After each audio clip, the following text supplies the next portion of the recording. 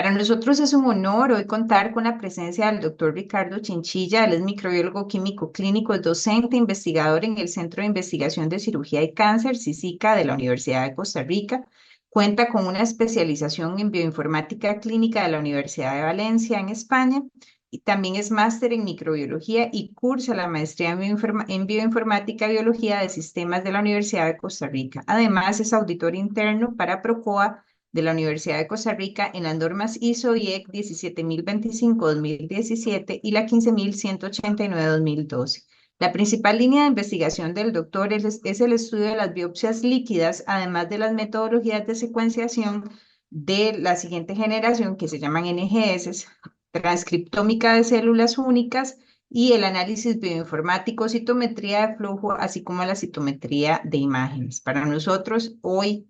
donde estamos en lucha contra el cáncer de mama y el cáncer en general, es un placer contar con un especialista de este nivel, que es lo último que está haciendo la ciencia para poder tratar de eliminar el flagelo del cáncer. Doctor Chinchilla, muchísimas gracias por acompañarnos. El escenario es suyo. No, muchísimas gracias a ustedes por la invitación y por el tiempo que dedican para escuchar un poquito relacionado al trabajo que estamos realizando en torno a lo que es el cáncer de mama. Entonces, más bien el placer es mío de poder participar de esta hermosa actividad. Em, Básicamente, para explicarles un poco sobre lo que es la biopsia líquida, sus usos e investigación en el cáncer de mama en Costa Rica. Quería decirles que de mi parte no hay problema en que me hagan, digamos, las consultas en el momento. Prefiero de esa manera para no perder el hilo conductor o, digamos, la interrogante en el momento. Entonces pueden levantar la mano o tal vez la doctora Treviño me puede ayudar si hay alguna consulta en el chat propiamente para evacuarla en el momento. Entonces, para que tengan esa consideración. Propiamente, cuando hablamos del cáncer, básicamente es una enfermedad genética que se da cambios en la forma como funcionan nuestras células. Como ustedes bien saben, el genoma de una célula es las instrucciones que tiene la célula para realizar todas sus diversas funciones. Y estas instrucciones a lo largo del tiempo van a estar sufriendo modificaciones y en algún momento esas modificaciones van a provocar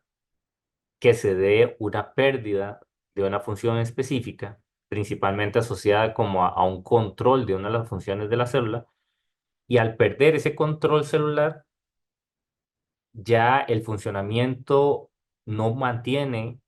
ese equilibrio o esa homeostasis necesaria para el adecuado funcionamiento celular. Principalmente lo que pasa con el cáncer es que se da una modificación en la función relacionada principalmente a una replicación exacerbada de la célula. Y esa replicación exacerbada de la célula, el sistema inmune no puede detenerlo, no puede parar en algún momento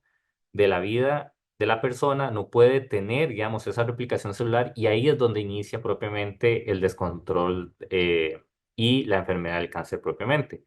Porque todos los días el sistema inmune básicamente está monitoreando qué células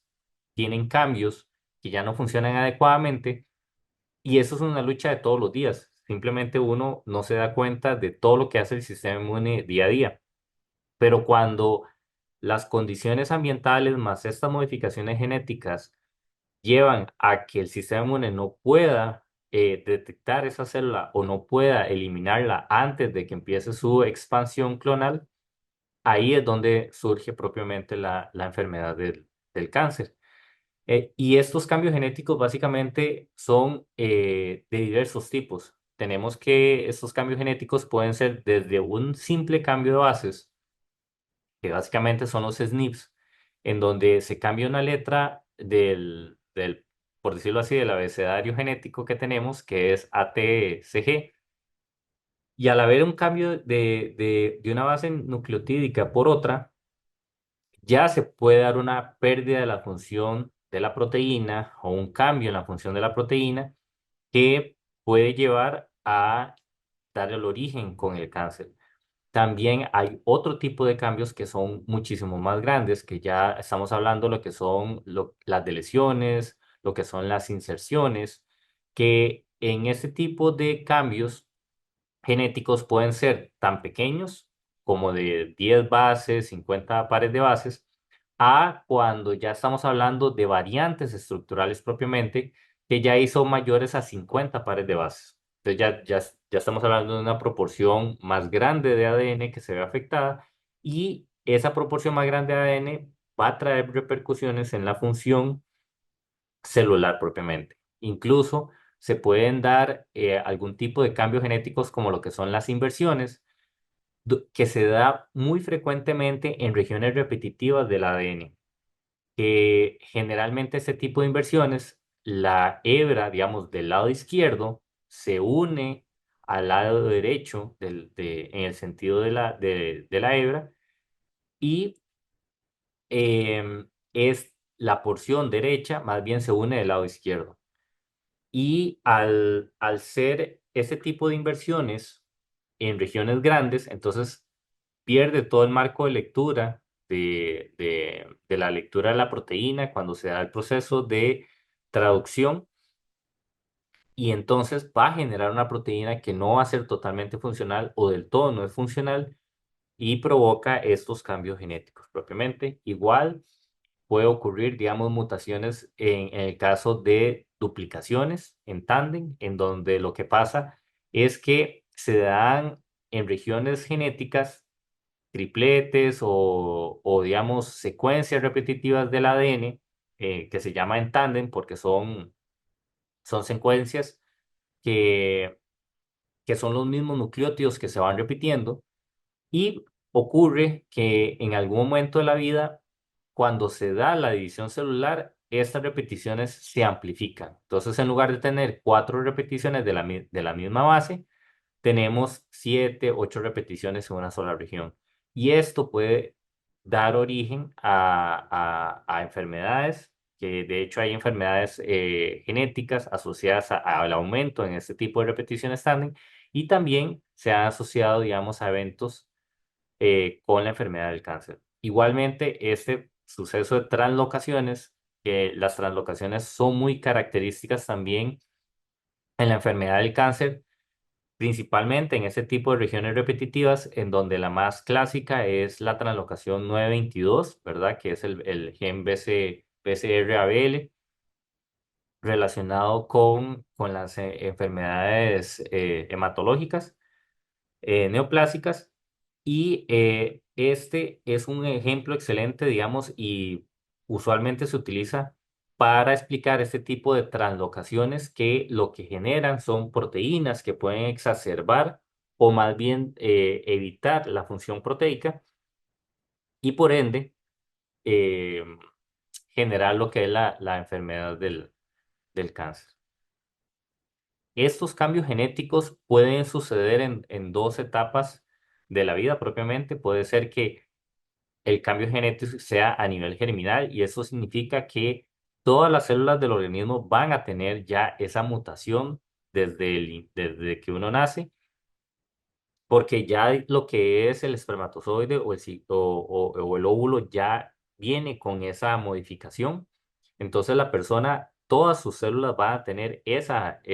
mutación y es donde nosotros hablamos de determinar mutaciones a nivel germinal, que quiere decir que ya la persona desde que nace ya trae la mutación y generalmente relacionado con la enfermedad del cáncer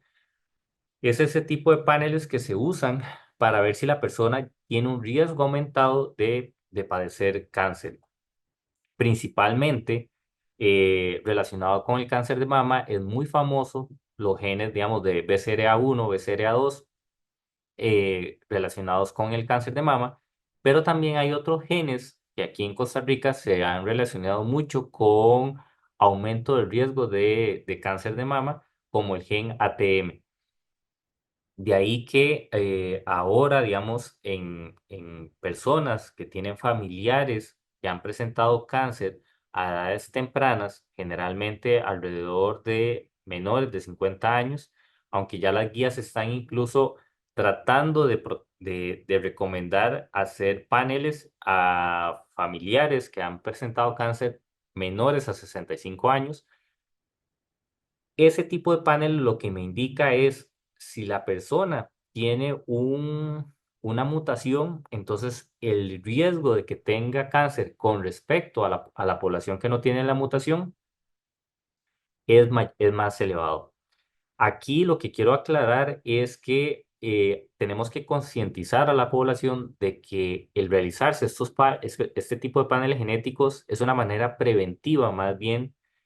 relacionado con la enfermedad del cáncer, porque siempre tratamos de no hablar de la enfermedad, de que es un tema tabú, de asociar principalmente cáncer con lo que es muerte, y más bien todas estas actividades relacionadas con la conmemoración de la lucha contra el cáncer de mama, más bien es como para discutir de la enfermedad, para decir que eso no es cierto, de que hay opciones para poder cuidarnos, de tener un chequeo preventivo y uno de esos chequeos básicamente es con este tipo de paneles genéticos, porque si hago una asociación, digamos, como cuando uno se hace el colesterol o los triglicéridos, cuando el colesterol o los triglicéridos salen elevados, principalmente el colesterol, no es que usted ya tiene un infarto, nada más tiene un riesgo elevado de infarto. Entonces la idea, digamos, de este tipo de pruebas es que si la persona sale positiva no es que ya tiene cáncer, es simplemente que tiene un riesgo elevado de cáncer y entonces es la oportunidad para que haga las modificaciones en el estilo de vida, que más bien que vaya más seguido al médico para tratar de que si tiene ese riesgo aumentado, en caso de que aparezca la enfermedad, aparezca en estados tempranos y así tener muchísimas más opciones terapéuticas, así se encuentra la enfermedad más bien en estadios tardíos. Sí, de hecho, en el CICICA acá, en la Universidad de Costa Rica, nosotros ya ofrecemos estos paneles genéticos a cualquier persona que desee realizárselos. Y de hecho tenemos un panel que es para enfermedades hereditarias, que incluye 322 genes asociados al cáncer y cualquier persona, como les repito, puede realizarse este tipo de exámenes. Básicamente, cuando eso es con respecto a los cambios genéticos a nivel germinal y en el caso de los cambios genéticos a nivel somático, es aquellos cambios que ocurren una vez que ya la persona nació y ocurren a lo largo de la vida. Entonces, propiamente, estamos hablando de que durante todos los días se dan los procesos de replicación de las células y al darse estos procesos siempre van a haber una que otra célula que da un proceso erróneo en la replicación o que se da un cambio de bases porque las enzimas, digamos, no son perfectas, aunque las tasas de error de una enzima que replica el ADN son muy bajas, siempre se da la posibilidad, más que estamos hablando de que son miles de millones de pares de bases, y ahí es donde el sistema inmune detecta esa célula y le da el proceso de apoptosis. Sin embargo, aquí es donde las condiciones ambientales afectan y promueven estos cambios somáticos. Si estamos hablando de que el estrés, los rayos ultravioleta, el estilo de vida, si la persona tiene hábitos alimenticios adecuados, si realiza ejercicio, todas esas recomendaciones que siempre las tenemos mapeadas o que sabemos de que son estilos de vida saludables, pero que por alguna razón no las implementamos en nuestro día a día, eso va afectando la funcionalidad de nuestro sistema inmune y en algún momento, digamos que el sistema inmune pierde el control de revisar todas las células. Entonces, una célula que acumuló los suficientes cambios genéticos se descontroló y ahí es donde se inicia el proceso de replicación sin control y por ende empieza la enfermedad del cáncer propiamente. Obviamente, esta charla, aunque está más dirigida a la biopsia líquida, es indudable que tenemos que hablar propiamente de lo que pasa aquí en Costa Rica sobre el cáncer de mama. Que acá el cáncer de mama es el más prevalente principalmente en las mujeres y en el 2022 se registraron 398 fallecimientos, donde las provincias más afectadas fueron San José y Alajuela. Y generalmente el cáncer de mama tiene diferentes subtipos. El subtipo luminal A generalmente está asociado a que es positivo por receptores de hormonas, tiene un KI 67 menor al 20% y es uno de los más frecuentes, donde las principales dianas terapéuticas es la monoterapia, debido a que es hormonas positivo. El otro subtipo es el luminal B, en donde igual es hormonas positivo, es HER2 negativo, tiene un KI 67 mayor al 20% y la frecuencia ahí disminuye al 15%, en donde las terapias más utilizadas generalmente es la hormonoterapia o la quimioterapia. Dentro del luminal B están los que son HER2 positivo o HER2 low también, en donde aquí el esquema de tratamiento ya se incluye medicamentos que van contra esta amplificación del HER2. Y en el caso también está los que son solamente HER2 positivo, cuya diferencia es que son estradiol negativo y progesterona negativo. Generalmente son alrededor del 15%. Y una de las selecciones del tratamiento son la quimioterapia y medicamentos contra el HER2 positivo. Y generalmente el subtipo de difícil pronóstico es el triple negativo, en donde no expresan receptores hormonales ni expresan HER2 positivo. Generalmente su frecuencia es del 10 al 20%. Y actualmente, digamos, se maneja a nivel de quimioterapia o con inmunoterapia, dependiendo, digamos, de cómo es que se expresa lo que es la carga tumoral del tumor o la inestabilidad microsatelital. Ahora bien, cuando nosotros hablamos propiamente de lo que es la biopsia líquida, el costo del panel es de $1,100. Nosotros estamos ubicados en la ciudad de la investigación de la Universidad de Costa Rica. Eso queda acá en San Pedro de Montes de Oca. La ciudad de la investigación queda, como decir, es la finca que está a la par de la Rodrigo Facio en la Universidad de Costa Rica. Y la ubicación del CICICA, ustedes la pueden encontrar tanto en Waze como en Google Maps. Entonces, ya aprovechando la tecnología, es fácilmente ubicable con esas plataformas. En el caso de las personas que tienen antecedentes y, y digamos, no se sabe si presenta riesgo, la mayor recomendación es que primero se realicen el panel porque aunque las personas tienen antecedentes, no quiere decir que toda la familia va a estar afectada. De hecho, les comento un caso que ahora estamos manejando de una familia que, por ejemplo, un hijo se realizó el panel, se le encontró una mutación y entonces al encontrarse la mutación que era en BRCA1, el, se le hizo, digamos, un estudio familiar, pero entonces ya no repetíamos el panel a cada persona, sino que una vez que nosotros detectamos cuál mutación era, nosotros diseñamos una prueba solo para detectar esa mutación para ver cómo estaba la herencia. En el caso de los genes BRCA1 y BRCA2, como tienen herencia autosómica dominante, eh, es, digamos, es mandatorio que cuando un familiar presenta esa mutación se le haga el estudio familiar. La ventaja del costo del estudio familiar es que por persona solo cuesta $90. Entonces nosotros siempre hacemos la recomendación de que si hay una persona que tiene bastantes antecedentes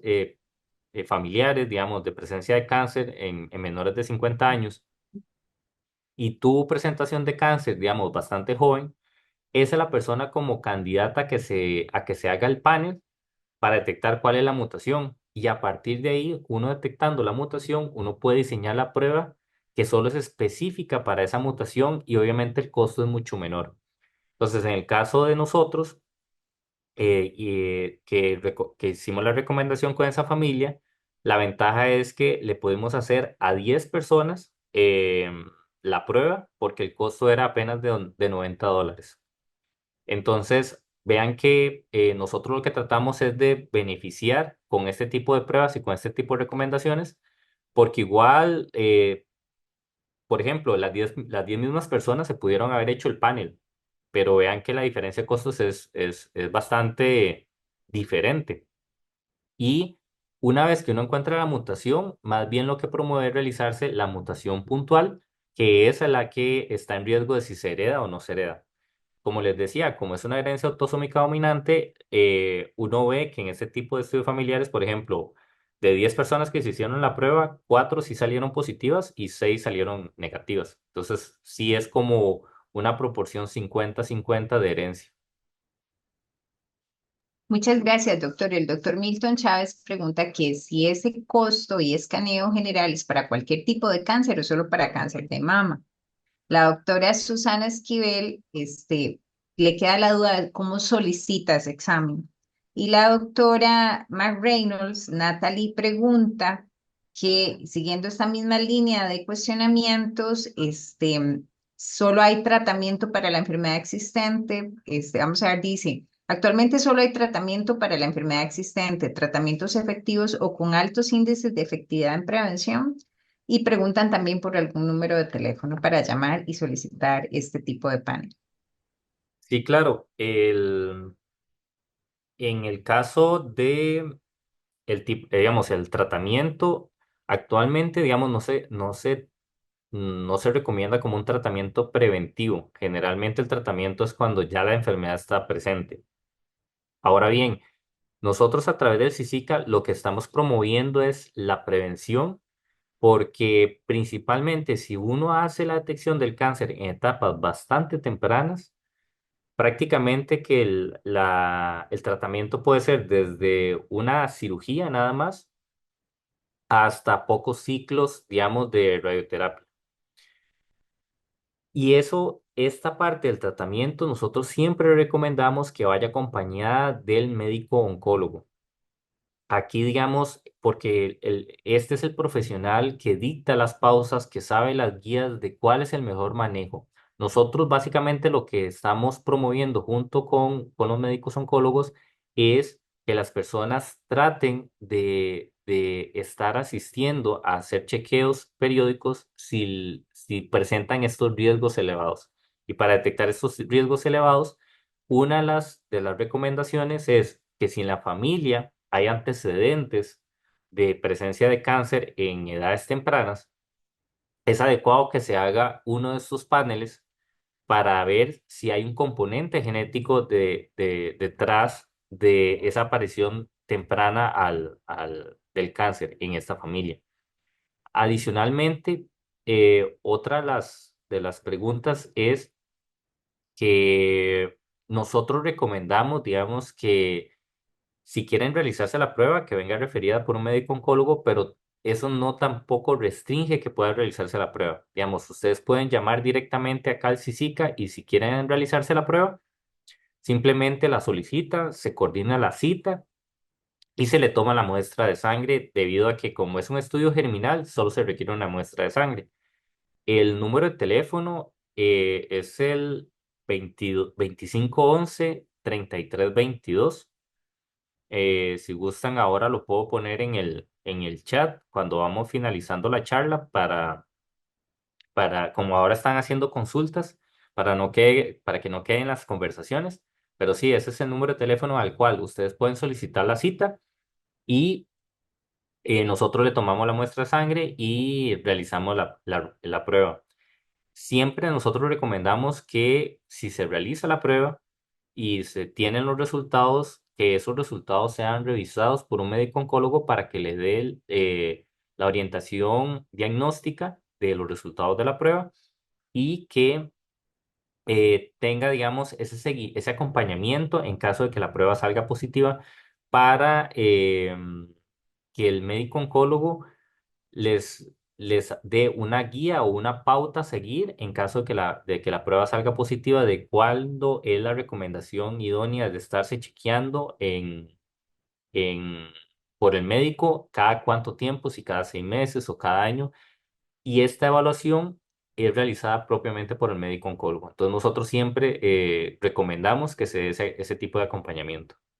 Propiamente, ¿qué es la biopsia líquida y por qué es que acá en el CICICA nosotros le hemos puesto tanto interés a esta metodología y a este tipo de tecnología? Porque básicamente la biopsia líquida es la que es un tipo de muestra que me da la misma información diagnóstica que típicamente es derivada del tejido de la biopsia. Nosotros sabemos que el estándar de oro a la hora de detectar y clasificar el cáncer es la biopsia. Y ese es digamos, el día a día en la rutina clínica. Si hay sospecha de cáncer, se le hace un estudio de imágenes a la persona. Si hay o digamos, si se detecta una masa, generalmente el médico eh, manda la solicitud de la biopsia y de acuerdo a esa solicitud de la biopsia se le toma una porción de tejido y se hace el estudio histopatológico, donde ya el patólogo determina qué tipo de cáncer es, qué subtipo de cáncer es, y a partir de ese diagnóstico es que ya el oncólogo empieza a determinar el tipo de tratamiento, como lo vimos en la tabla pasada. Ahora bien, la ventaja que tiene la biopsia líquida es que utilizamos fluidos corporales para estudiar todo lo que son los tumores sólidos que puede tener una persona. Y principalmente la muestra que más se utiliza es la muestra de sangre, porque es una muestra que es muy rutinaria, es fácil de obtener, es menos invasiva que realizar una biopsia. Y la idea es que la biopsia líquida sea una tecnología complementaria a la biopsia. No es que va a sustituir la biopsia como tal, sino que es darle mayor información al médico oncólogo de lo que está pasando en el tumor propiamente. Entonces, esa información diagnóstica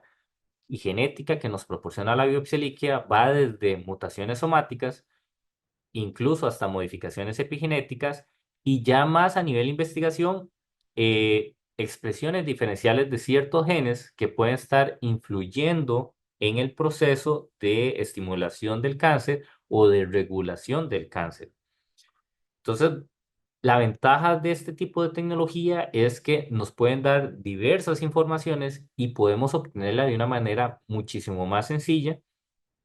que realizar una biopsia a repetición, porque hay casos en donde es muy fácil realizar una biopsia a repetición, principalmente, digamos, si se sospecha de que hay otro nódulo que está afectado por la enfermedad, entonces es fácil tomarle una muestra de esa porción, pero ya cuando hay, por ejemplo, diversos sitios metastásicos en la persona afectada por el cáncer, o el sitio metastásico, por ejemplo, el hueso, y está en una posición que no es tan apta para tomar una biopsia, aquí es donde surge la biopsia líquida como un complemento idóneo para obtener ese tipo de información y darle esa información al médico oncólogo. Con respecto propiamente a la biopsia líquida, vea que podemos tener diversas informaciones relacionadas con solo una muestra de sangre. Entonces, a estas diversas informaciones, básicamente nosotros le llamamos biomarcadores. Y estos biomarcadores pueden ser desde los ácidos nucleicos, que es básicamente el ADN libre circulante o el ADN circulante tumoral. Otro biomarcador básicamente son las células tumorales circulantes. Otro biomarcador relacionado con las muestras de sangre y la biopsia líquida son los exosomas. Y otro gran campo de investigación actualmente que se está realizando son con los ARN no codificantes. Y de hecho, bueno, digamos, no es casualidad que en este año se le haya dado el premio Nobel a los investigadores que descubrieron propiamente lo que son los micros ARNs, en donde es un tipo de molécula que antes se asociaba hace muchos años se asociaba a lo que era las regiones intrónicas de que era ADN basura, y más bien con los avances ya se descubrió que en realidad no era ADN basura, sino que es ADN que regula y que codifica para estos micros ARNs que no generan una proteína como tal, sino que generan estos elementos que regulan y modulan la expresión proteica propiamente. Por eso es que en estos últimos años se le ha dado mucho énfasis a cuál es la función específica de estos microRNAs y una forma fácil de estudiar estos microRNAs es con muestras de sangre para determinar cuál es su función en esta regulación o, por ejemplo, en la evolución de un cáncer que está localizado, que está encapsulado en una región o un órgano del cuerpo, a que se dé propiamente el proceso metastásico. Como les decía, uno de estos biomarcadores son las células tumorales circulantes, que ya se sabía que en el cuerpo estas células tumorales circulantes existían, pero se observaron hace más de 100 años. El problema es que hace más de 100 años no se tenía la tecnología necesaria para poderlos aislar, para poderlos estudiar. Entonces nosotros estamos viviendo una época maravillosa en el sentido de que muchas de las observaciones que se hacían hace muchos años, ahora nosotros podemos poder determinar, aislar e identificar todos estos biomarcadores que se tenían sospecha, pero que ahora la tecnología nos permite hacer un estudio exhaustivo de ellas. Estas células tumorales circulantes básicamente son células que salen de ese tumor primario o de los nichos metastásicos. Como les comenté que el cáncer es una enfermedad donde se da una replicación exacerbada de las células, una de estas células en este proceso natural del cáncer sale de su nicho, digamos, de ese lugar donde se está dando esta replicación exacerbada y llega a torrente sanguíneo. Al llegar a torrente sanguíneo, entonces ya se convierte en una célula tumoral circulante. Acá, esta es una fotografía de un equipo que me permite detectar estas células tumorales circulantes a partir de una muestra de sangre. Este es un equipo que nosotros lo tenemos disponible acá en el CICICA, con el cual nosotros hacemos investigaciones relacionadas con el proceso metastásico de los cánceres. Ese tipo, digamos, de tecnología tiene, digamos,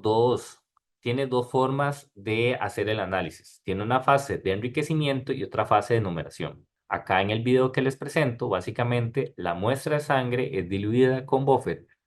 y luego pasa a través de esta cámara que tiene microcanales. Esos microcanales lo que hacen es que atrapan las células tumorales circulantes por tamaño y luego se da una selección de estas células circulantes tumorales con un marcaje con anticuerpos de citoqueratina, que se asocian principalmente a la mayoría de tumores epidermoides. Como ustedes ven acá en el video, estas células tumorales circulantes quedan atrapadas en estos micropocillos por tamaño y el equipo permite, una vez que quedan atrapadas, la recuperación de esas células tumorales circulantes básicamente en un tubo de Pendor. Una vez que nosotros recuperamos esas células tumorales circulantes, nosotros podemos hacer análisis posteriores y esos análisis posteriores pueden incluir desde FISH, desde realizar inmunofluorescencia, desde realizar secuenciación de siguiente generación o NGS, hacer PCR digital, hacer PCR tiempo real o hacer análisis de microscopía propiamente. Entonces,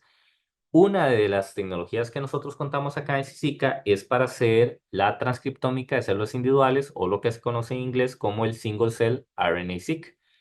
Esta tecnología lo que nos permite es en cada célula individual poder determinar qué expresión genética está teniendo esa célula. Y esa expresión genética nosotros la asociamos con qué estado de la célula se encuentra. ¿Cuál es el estado o el metabolismo en el que se encuentra esa célula? Si está expresando genes de replicación, si está expresando genes de inducción de vías metabólicas de consumo de energía, si está expresando más bien vías metabólicas relacionadas a adhesión celular, si está expresando más bien vías metabólicas relacionadas con estrés celular. Entonces, esta tecnología básicamente lo que nos permite es determinar heterogeneidad tumoral. Es decir, sabemos que aunque las células del cáncer todas salen de una expansión clonal, en cada división clonal se dan eventos de mutaciones. Entonces, al final, se pueden tener diferentes subclones o diferentes linajes de ese cáncer y sabemos que al final esa masa tumoral son diferentes líneas o diferentes expresiones de celulares que están ocurriendo durante ese proceso. Entonces, ¿qué es lo que pasa? Que nosotros podemos estudiar cuál es el estado de esas células y cómo esas células están favoreciendo algún proceso biológico en el proceso del cáncer propiamente. Y esos estudios básicamente todos los hacemos aquí en Costa Rica. Esta tecnología básicamente funciona de la siguiente manera. Vean que son micropocillos en donde aquí, por ejemplo, tenemos una célula que cayó en el micropocillo, le agregamos un exceso de perlas magnéticas y esas perlas magnéticas luego las atrapamos con un imán, hacemos un proceso de lavado y entonces lo que aseguramos es que al menos haya una perla magnética en cada uno de estos pocillos. Entonces, esta célula que estaba acá queda atrapada, por decirlo así, con la perla magnética. Y una vez que queda atrapada por la perla magnética, nosotros hacemos un proceso de lisis celular y al hacer ese proceso de lisis celular, cada una de estas perlas básicamente atrapan todo el ARN mensajero que tiene la célula, que básicamente ese ARN mensajero lo que nos indica es la expresión genética o el estadio en el que se encuentra esa célula. Y ese estadio en el que se encuentra la célula nos va a dar la información de cuáles son esas vías metabólicas que están sobreexpresadas o que están subexpresadas. Otro tipo, digamos, de tecnología asociada a lo que es el equipo que nos recupera esas CTCs es la enumeración. Y en el caso de la enumeración, aquí no recuperamos las células, sino simplemente contamos cuántas células tumorales circulantes tiene la persona. Entonces, en este caso, básicamente lo que hacemos es que marcamos cada célula circulante tumoral con anticuerpos que están marcados con fluorocromos de manera directa o de manera indirecta. Y esta fotografía es una fotografía que nosotros realizamos aquí en CICICA, en donde aquí diferenciamos lo que son las células tumorales circulantes, que son las que están encerradas en un círculo, versus alguna otro tipo celular, principalmente el sistema inmune, que pudo haber quedado atrapado de manera inespecífica en las células, pero que no se considera una célula tumoral circulante propiamente. Entonces, ese es uno de los biomarcadores que actualmente nosotros estamos dándole énfasis aquí en el CICICA para ver si nos puede servir para dar señales de alerta o de presencia del cáncer. Otro biomarcador que nosotros actualmente estamos investigando es el ADN circulante. Y en este ADN circulante, básicamente en la muestra de sangre, principalmente relacionado en el plasma, cuando hacemos la centrifugación de la sangre, nos encontramos una porción de ADN normal que puede ser proveniente de los mismos leucocitos que están en sangre que se lisan y una porción del ADN tumoral. La ventaja de esto es que cuando se da el proceso del cáncer, como es una replicación exacerbada de las células, la proporción de ADN tumoral va a ser muchísimo mayor a la porción del ADN normal que va a estar en circulación.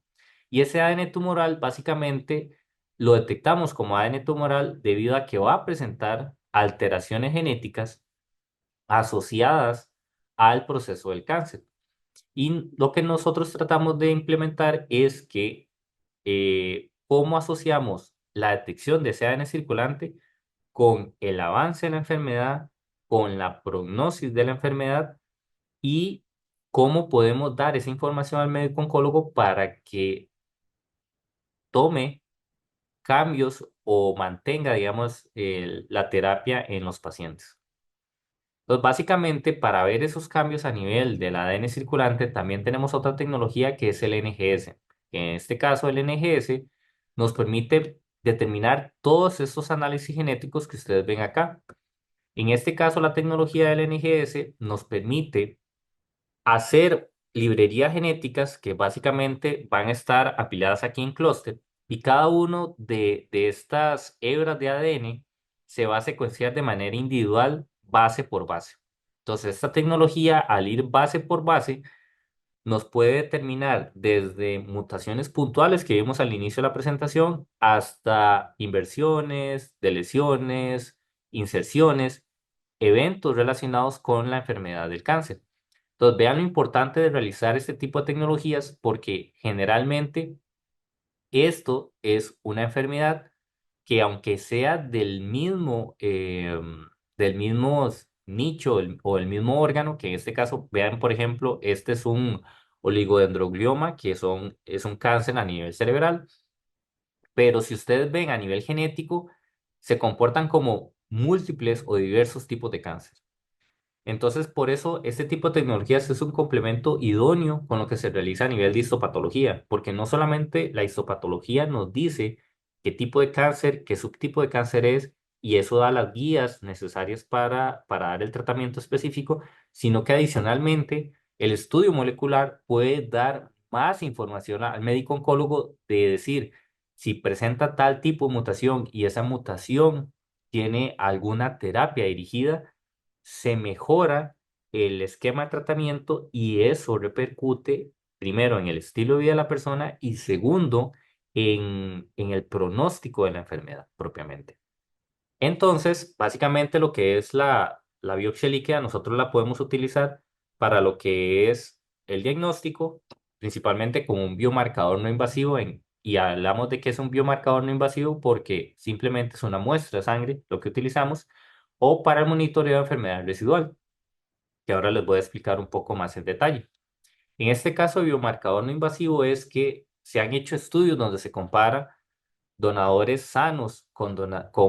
donadores, digamos, que presentan la enfermedad del cáncer y sí se ha visto diferencias significativas en cuanto a la cantidad de ADN que presentan las personas sanas con respecto a las personas que presentan cáncer. Y esas diferencias significativas cuando se den más estudios de validación, nos puede ayudar a permitir a que sea una prueba de laboratorio convencional que nos permite dar esas alertas, básicamente. Entonces, el estudio de la biopsia líquida nos está dirigiendo a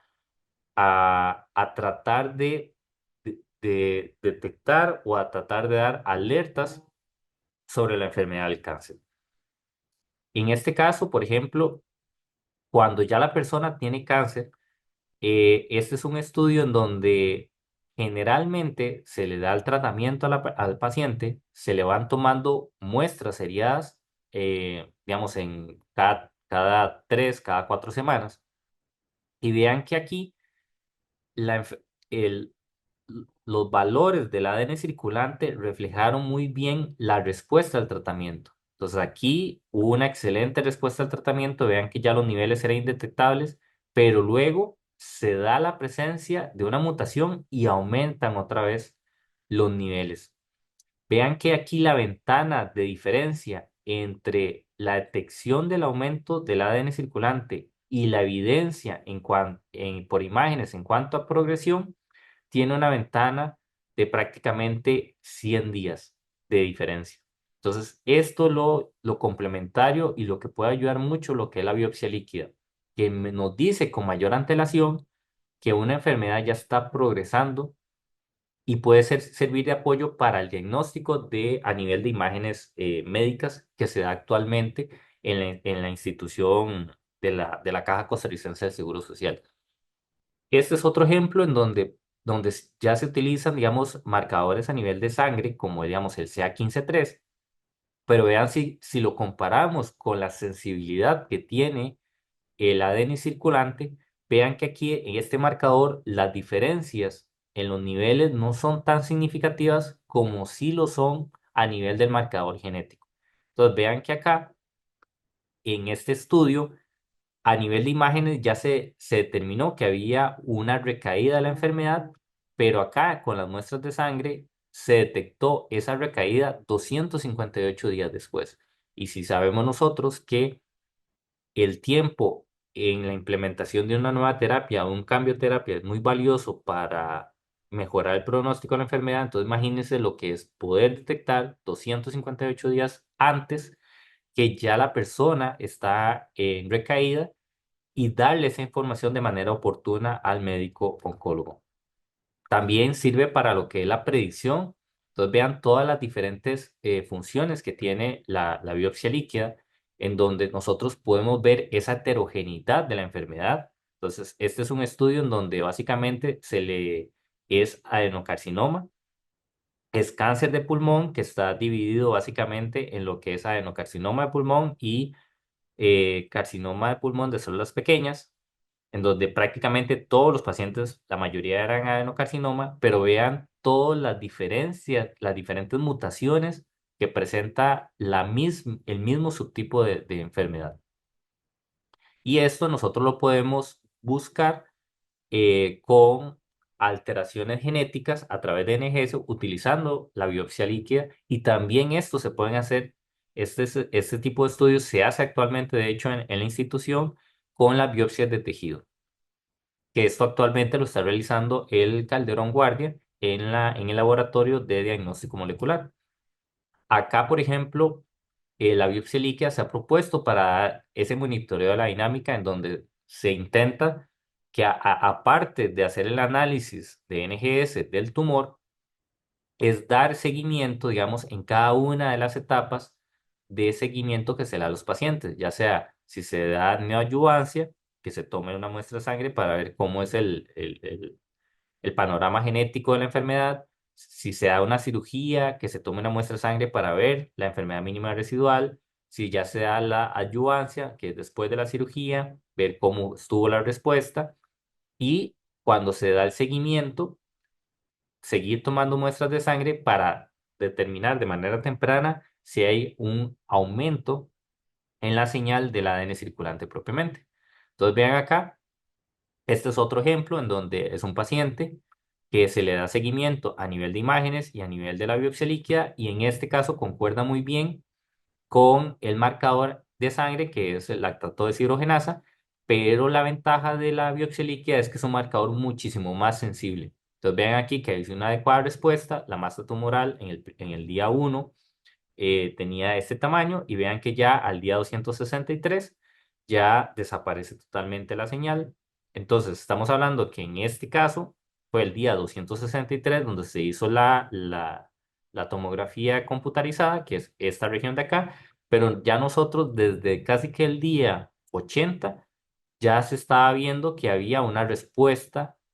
completa de la enfermedad. ¿Lo ven? Entonces, vean aquí la comparación entre la señal de sangre y lo que son las señales por tomografía computarizada o por PET scan propiamente. Igual, este es otro tipo de seguimiento que se dan a los pacientes. Aquí más bien la muestra de sangre demostró esa recaída de la enfermedad con mucha antelación a lo que es la progresión. Y aquí más bien eh,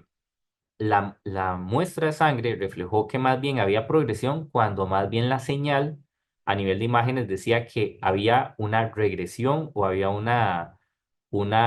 respuesta, digamos, parcial o enfermedad estable en el paciente propiamente. Entonces vean que la cantidad de ejemplos que hay a nivel de la literatura sí apoyan el uso de esta biopsia líquida, donde podemos tener ventanas de 58 días, de 22 días, a como ya les enseñé, que son de 200 días propiamente de detección de la señal antes del estudio de imágenes. Y también puede servir para pronóstico, en donde se ha visto que si nosotros medimos la cantidad de ADN circulante y lo relacionamos con la sobrevida de los pacientes, entre mayor cantidad de ADN circulante hay, la sobrevida más bien es disminuida con respecto a si la cantidad de ADN circulante es menor, más bien los pacientes tienen una mayor sobrevida. Y esta relación también se asocia con las células tumorales circulantes. Acá, este es otro biomarcador relacionado a metilación de la biopsia líquida, en donde se ha visto que aquellos pacientes que tienen una menor metilación tienen una mayor sobrevida con respecto a los pacientes que tienen una alta metilación. Y este es otro estudio también en donde también se demuestra esa relación en donde la sobrevida en los pacientes que tienen menor cantidad de ADN circulante tiene más sobrevida con respecto a aquellos que tienen una mayor cantidad de ADN circulante. Y también, digamos, se ha asociado estas concentraciones a lo que son el PET-scan, que es una de las tecnologías más sensibles para detectar los tumores, y la relación entre la señal de la sangre y la señal de la imagen correlaciona muy bien. Por ende, es que nosotros estamos tratando de promover más estudios a nivel país para explotar las potencialidades que tiene este marcador de la biopsia líquida en sus distintos biomarcadores. Incluso ya este es como un estudio más exploratorio en donde se utilizan marcadores epigenéticos, que es básicamente eh, patrones de metilación en el ADN, en donde correlacionaba muy bien el patrón de metilación del ADN circulante y el tipo o el subtipo de cáncer de mama. Entonces, en este caso, podemos diferenciar cada uno de los pacientes en clúster de acuerdo al porcentaje de metilación, y este porcentaje de metilación relacionaba muy bien al subtipo de cada uno de los marcadores relacionados con el cáncer de mama. Entonces vean que utilizaron un set de validación y tiene una adecuada sensibilidad y una adecuada especificidad. Y acá, de hecho, trataron de utilizar estos mismos marcadores epigenéticos y compararlos con población sana, y vieron que sí había una diferencia significativa entre los marcadores presentes en población sana con respecto a los marcadores presentes ya en personas con el cáncer de mama diagnosticado propiamente. Entonces, para resumirles, vean que la biopsia líquida, que podríamos decir que es solo una simple muestra de sangre, tiene una diversidad de marcadores que actualmente a través del CICICA nosotros estamos tratando de explorar para implementar nuevos tipos de exámenes de laboratorio o nuevos algoritmos que pueden ayudar a la identificación de este cáncer o al seguimiento de este cáncer, o a predecir cuál es el comportamiento de ese cáncer propiamente. Ahora bien, ¿en la actualidad hay algún uso clínico acá de esta biopsia líquida? Pues básicamente a nivel internacional hay pruebas que ya están aprobadas por la FDA, como el Gardan 360, en donde se dan este tipo de paneles. Este es un tipo de panel que es de 73 genes de mutaciones puntuales, donde se ven también 23 genes que son de inserciones de lesiones, se dan también estos genes de amplificación y 6 fusiones. Pero básicamente las futuras aplicaciones no son futuras, básicamente ya se están corriendo a nivel internacional, en donde la idea es utilizar individuos de alto riesgo para hacer exámenes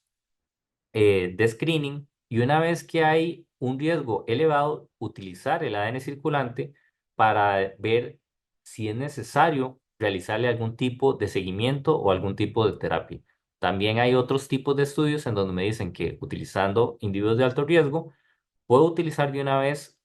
el resultado del ADN circulante para hacer alguna implementación de este tipo de estrategias y compararlo más bien con los exámenes ya existentes para ver si hay una ventaja con respecto al uso del ADN circulante. E incluso ya hay estudios en donde simplemente se le hace la biopsia líquida y dependiendo de su resultado se hace un seguimiento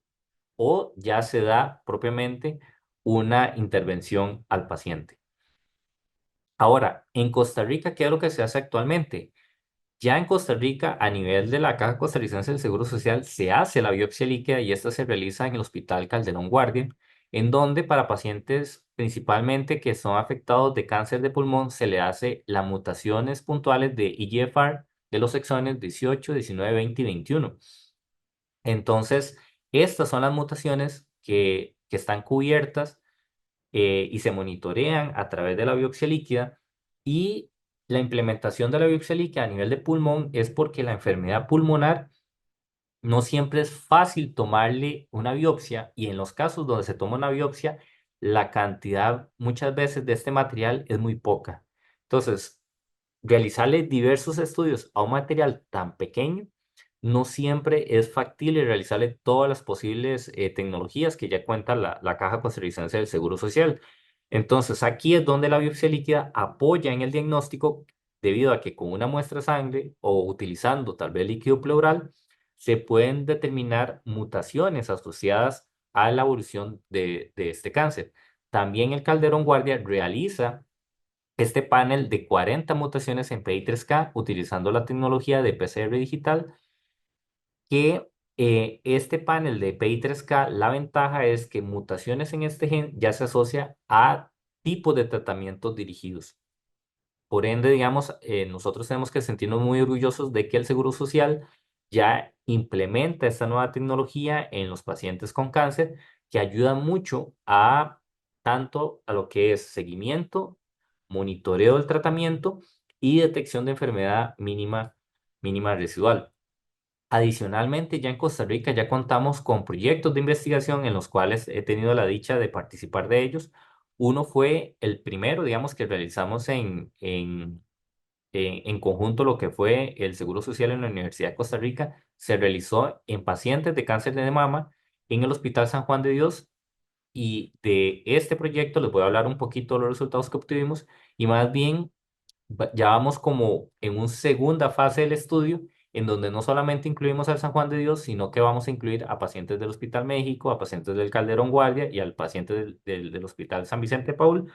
para dar monitoreo en pacientes con cáncer de mama metastásico, dirigiéndonos principalmente a lo que son los ER2 positivos. Adicionalmente, hay otro tipo, digamos, de investigaciones no relacionadas al cáncer de mama, pero que se utilizan la tecnología de la biopsia líquida aquí en el país y de los resultados que nosotros obtuvimos propiamente de este estudio, nosotros dimos seguimiento a las pacientes de con 1 a 4 muestras sanguíneas, donde realizamos la cuantificación del ADN circulante y buscamos mutaciones específicas en estos dos genes principales, que es el receptor del estradiol 1 y el gen PI3K, que como les mencionaba, es un gen que tiene la ventaja de que ya tiene terapia dirigida en la presencia, digamos, de este tipo de mutaciones. Entonces, digamos, la estrategia metodológica que nosotros realizamos es que las pacientes que tenían cáncer de mama se les obtenía una muestra de sangre y esa muestra de sangre básicamente se obtenía antes del inicio del tratamiento, que era esta primera muestra, y luego cada 3 4 muestras se le daba el seguimiento de la enfermedad y de la respuesta de la terapia. Este fue el hallazgo, digamos, de todas las pacientes, de las concentraciones que se buscaron en las 62 muestras. Eran 25 pacientes y se pudieron obtener 62 muestras. Y aquí lo interesante es que la mayoría de estudios ubica las concentraciones de ADN circulante entre 1 y 10 nanogramos por microlitro, pero en este caso encontramos pacientes que superaban esa concentración. Entonces nos llamó mucho la atención de que todavía no habían reportes en la literatura de altas concentraciones de ADN circulante y esos casos nosotros nos enfocamos a ver si realmente era ADN circulante o si eran contaminantes. Entonces acá, por ejemplo, un poco de la distribución de, de estos patrones en donde en la mayoría de los casos, digamos, la variación en la concentración no es tan alta, pero había otros casos donde sí era muy variable entre en el mismo paciente. Entonces, ¿qué pasaba con estos casos? Por ejemplo, esta era una paciente que era un triple negativo que se inició con un esquema de tratamiento con paclitaxel donde sus niveles de ADN circulante eran menores a 2,5. En la segunda muestra se mantenía un ligero aumento. El estudio de imágenes decía que la enfermedad estaba estable, pero vean que en la tercera muestra ya hay un claro avance y hubo un aumento súper significativo de su concentración. Entonces vean que aquí esta es la ventaja, digamos, del ADN circulante, de la biopsia líquida propiamente, que nosotros en periodos cortos de tiempo, nosotros podemos tomar 2 muestras que tal vez el estudio de imágenes, aunque es muy utilizado en la clínica, él tiene el problema de la saturación del servicio. Entonces los oncólogos, desgraciadamente, no tienen como un acceso más seguido a que el paciente se haga ese monitoreo por imágenes en menores tiempos.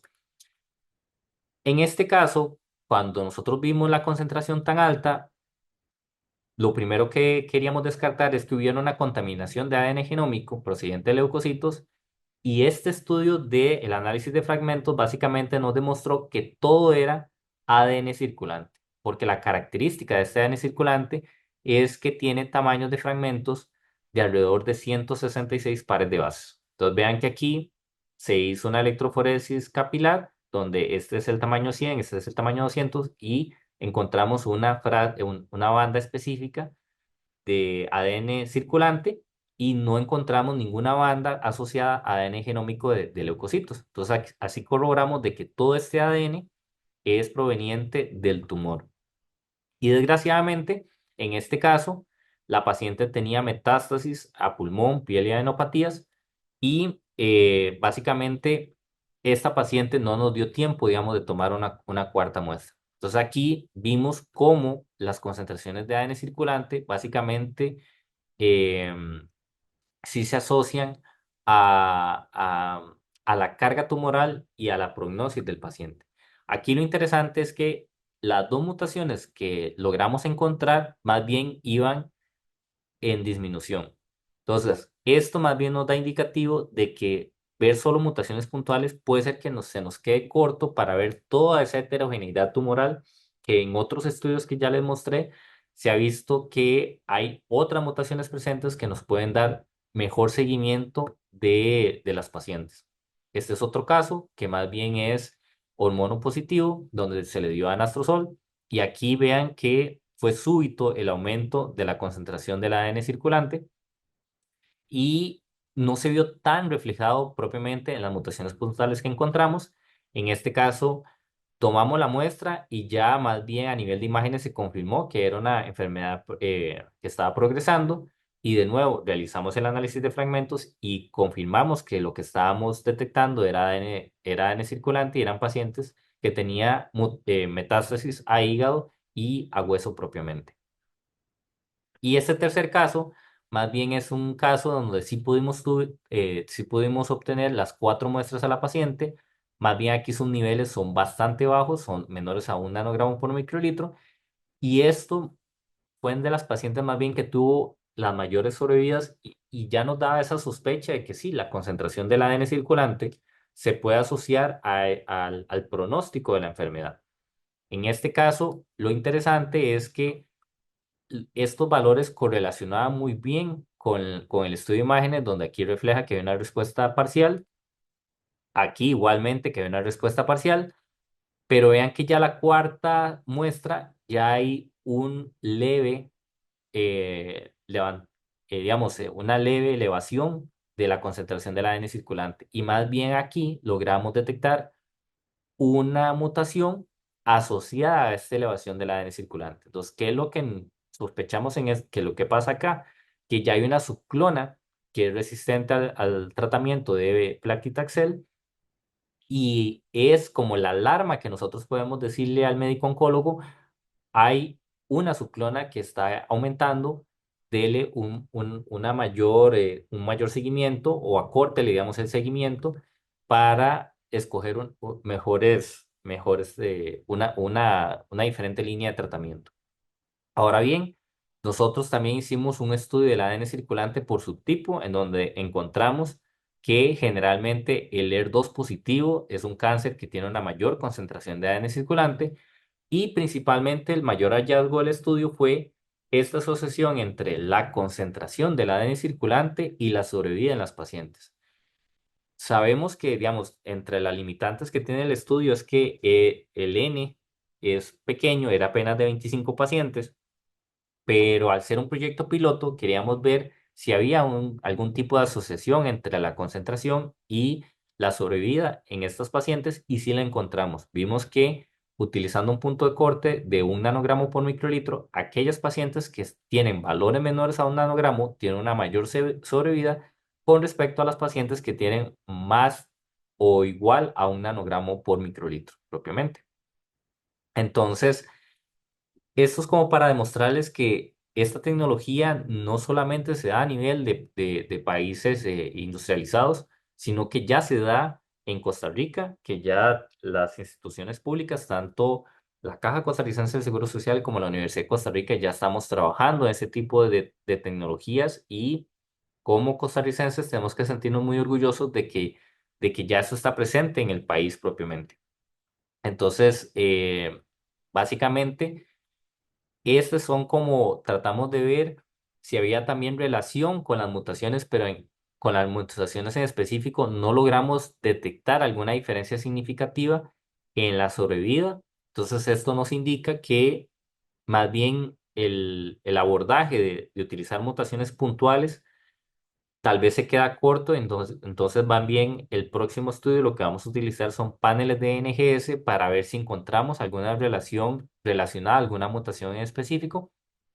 ¿Cuál es la diferencia entre el panel genético que realiza CICICA y el de OncoCleaver que se realizan en algunos laboratorios en Costa Rica? Gracias.